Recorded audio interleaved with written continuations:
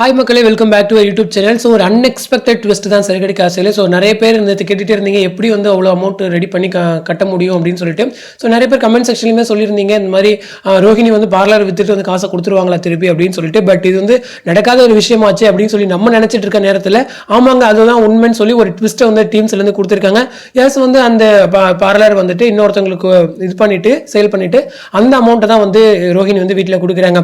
So ஒரு பெரிய இது, ஏன்னா கெரியரா லைஃபா அப்படின்னு பார்க்கும்போது எனக்கு லைஃப் தான் வேணும் அப்படின்னு சொல்லிட்டு ரோஹிணி டிசைட் பண்ணது. அவங்க கேரக்டர் ஒரு ஃபிளக்சுவேஷன்ஸ் தெரியுது. ஏன்னா நம்ம என்ன எதிர்பார்த்தாலுமே நம்ம இதுதான் நடக்கும் அப்படின்னு சொல்லி சரக்கடி காசை எதிர்பார்த்தோம்னா அது கண்டிப்பாக நடக்காது. நானுமே லாஸ்ட் வீக் என்ன நினைச்சேன்னா, அந்த 4 நாளைக்குள்ள ரோஹினியோட ட்ரூத் வந்து ரிவீல் ஆயிடுமோ அப்படின்லாம் எக்ஸ்பெக்ட் பண்ணேன்.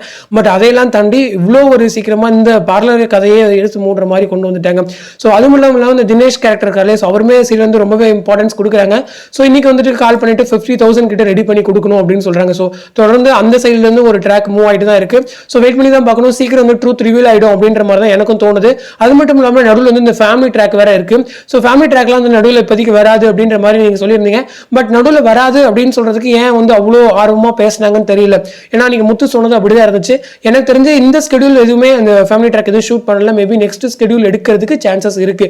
ஸோ இந்த பிரச்சனை எல்லாம் முடிஞ்சதுக்கு அப்புறமா கொஞ்சம் சால்வ் ஆயிட்டு ஃபேமிலி ட்ரிப் வந்து பிளான் பண்றதுக்கு நிறையவே சான்சஸ் இருக்கு. ஸோ வெயிட் பண்ணி தான் பார்க்கணும்.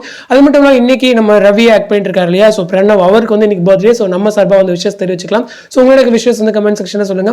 ஸோ இப்போ கரண்டாக போயிட்டு இருக்க ட்ராக் அண்ட் ட்விஸ்ட் பார்த்தீங்கன்னா உங்களோட கமெண்ட்ஸ் வந்து கமெண்ட் செக்ஷன் சொல்லுங்க. அடுத்த ஒரு இன்ட்ரெஸ்டிங் அப்டேட்டோட நெக்ஸ்ட் வீடியோவில் மீட் பண்றேன். தேங்க்ஸ் ஃபார் வாட்சிங் அண்ட் பை.